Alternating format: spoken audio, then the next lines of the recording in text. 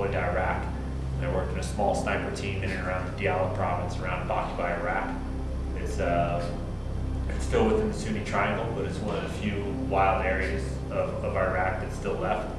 Whole Diyala River Valley is mostly a jungle area, so it goes rapidly from a jungle 2 miles out from the river, and then the desert and rocky terrain that you typically see for Iraq.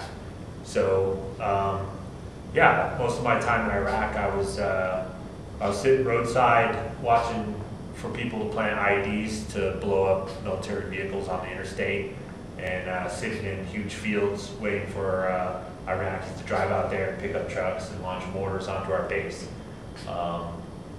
You know, every time I pulled the trigger, I had to really convince myself that I was saving a buddy of mine, because it got increasingly difficult. And the worse it got, the more I got upset about it, and I tried to find outlets to speak out about what I was doing. And I started a blog called Fight to Survive with a couple of friends of mine, and they were both stationed in different parts of Iraq at the same time I was. And I didn't even know what a blog was. We just started writing, and one of our buddies said, you should put that into a blog, and he helped us create the whole thing. And you know, I realized we weren't talking about what we had for breakfast, like a lot of the other blogs, but you know, we were talking about what we were doing in Iraq, and yeah, just things just escalated there, and it was the conduct of the war that really started turning me, and then learning more about the causes, the fraudulent causes that sent me there, really put me over the edge. You know, having no ties to 9/11, you know, no weapons of mass destruction. You know, we were giving the Iraqi people shock and awe. We weren't giving them hearts and minds, or you know, or democracy, and it just got really bad. I saw just recent stat. In 2006, the mental health surveys that they give soldiers when they're leaving Iraq and Afghanistan, most of them are lowball, because most of the soldiers and Marines don't report honestly on those reports, because they don't think they're confidential, and they think that they'll get back to them somehow about whether they have some sort of mental health condition, or whether they've committed some sort of atrocity or some crime. But the ones that did report, 55% of Marines and 40% of soldiers reported killing or injuring innocent civilians. 10% reported mistreatment of Iraqi and Afghanistan people. And mistreatment, that means purposely breaking property or physically abusing. Yeah, that's amazing. You've heard all the reports about the kill team that's coming out in Afghanistan. You know, a recent article just came out called "A Beast in the Heart of Every Fighting Man," and it's an interesting quote from General Marshall from World War II. It said, "Whenever you put an army in motion to war, that there's a beast inside every fighting man that's earning to get out and kill." That was his belief. And now we've been in Afghanistan for 10 years now, and things are degenerating so rapidly. Most of our fighting force, if they're not smoking hash and using opium and heroin products, then they're popping pills that's prescribed by the military. You know, there's soldiers now that are taking pills to get up in the morning and taking pills to go to bed at night. And these are your peers. You know, if you consider yourself somebody that wouldn't be the type of person that could handle something like war, you're wrong. You know, most of those kids out there, they've just got bullied by a recruiter or got sucked into a bad economic situation. They're just like you. You know, they're just have a nice haircut and a uniform and have an M16 in their hand. You know, and they're scared shitless, and they're thinking, "Wow, I never thought I'd be the type of person that would be able to handle this kind of shit." And they're there right now, and they're taking a lot of medicine to have, you know, the wherewithal to keep at it.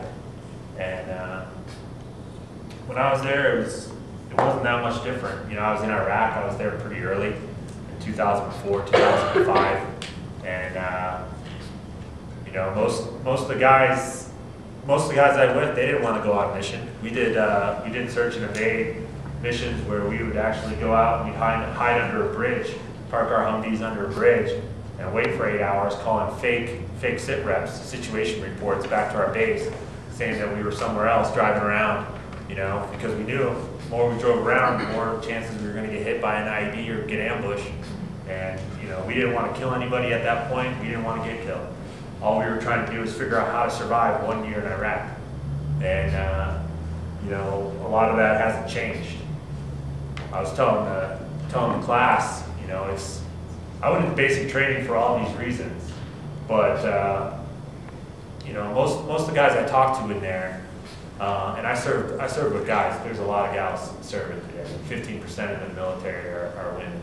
But I was a cavalry scout, and they don't allow women in cavalry scouts.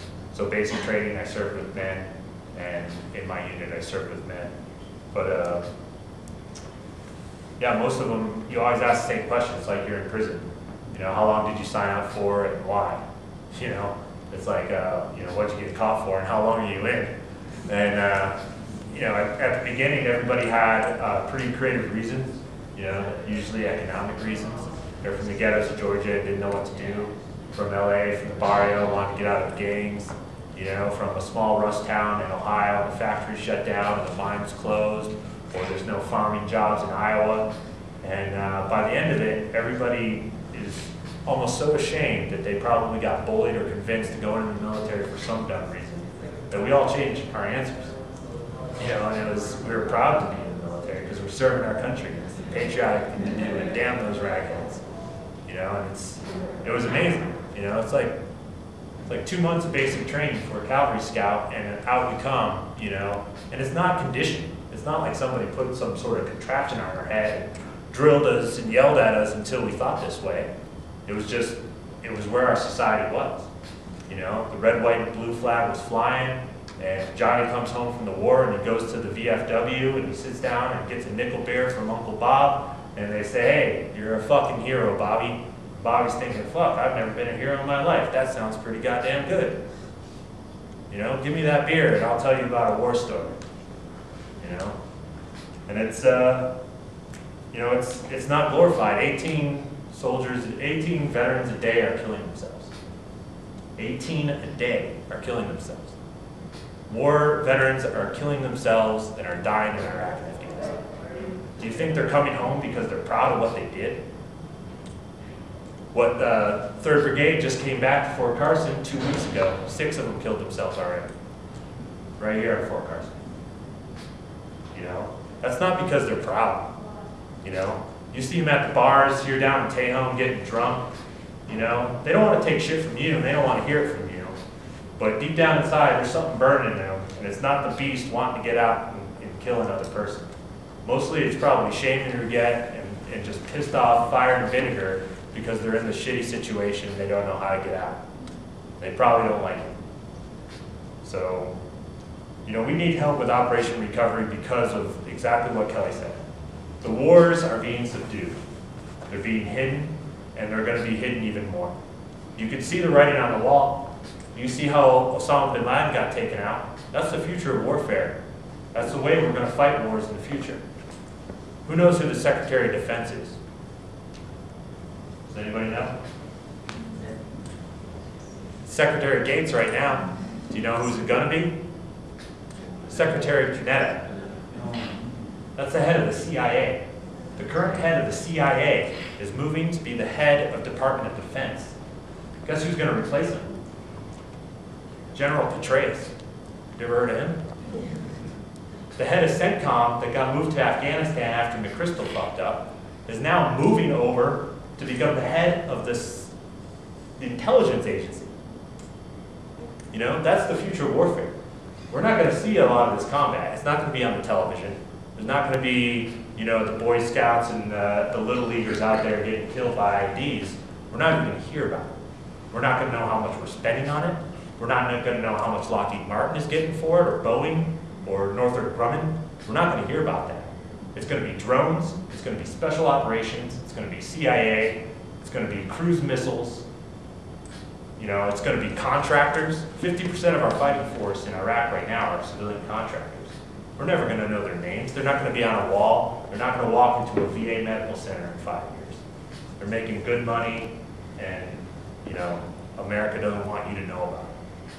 So when we're launching these campaigns, Operation Recovery is more important to get involved, because if you don't, nobody is.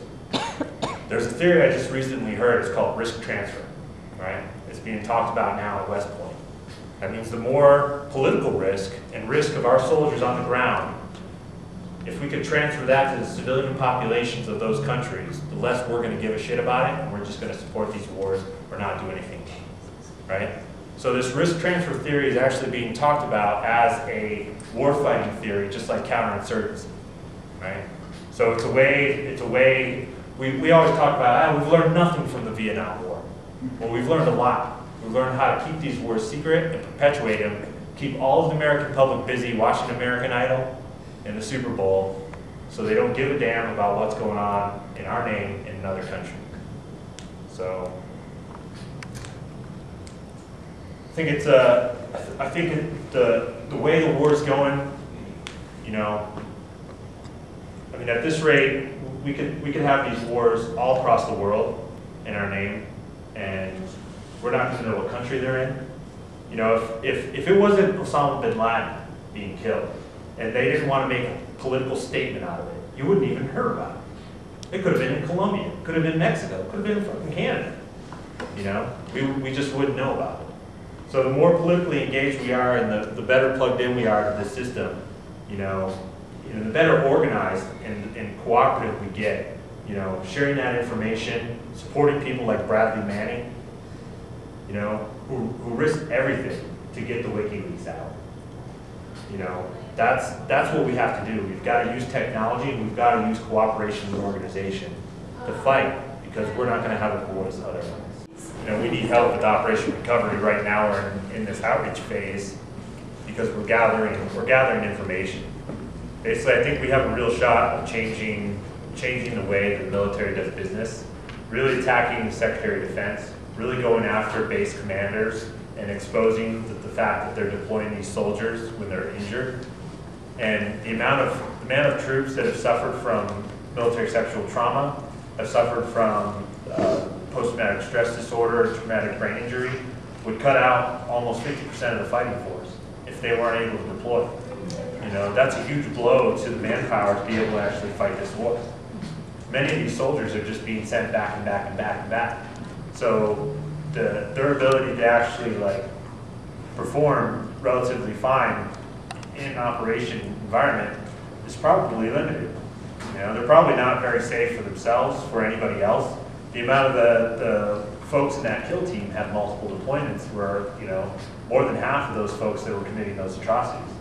So same thing with the situation at Haditha.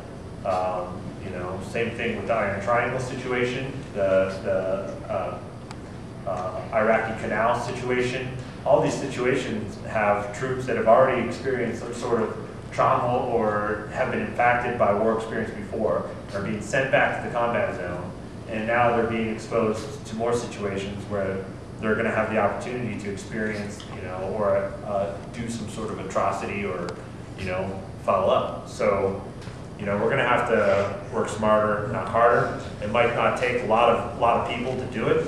It just needs to be the right people gathering the right information, going after the right target, and really exposing that person, putting them out to dry, having the facts all set up, and just hammering them until all they can do is change the rules and make sure these soldiers can't deploy. And to do that, we need to gather data. We need people, we need folks that will help us go interview soldiers down in Tahoe when they're out at the bars partying. You know, go down to Tinseltown and fly our cars that are parked there because all the soldiers are coming off base to watch movies. You know, really gather this information, build a network and a support structure, so if a soldier does want help, you know, they know that they could come to somebody here in their local community and say, this sucks, you know, I want out, I need resources, I need help, what can you do for me? And we have that support network there. Otherwise, it's just going to continue to churn.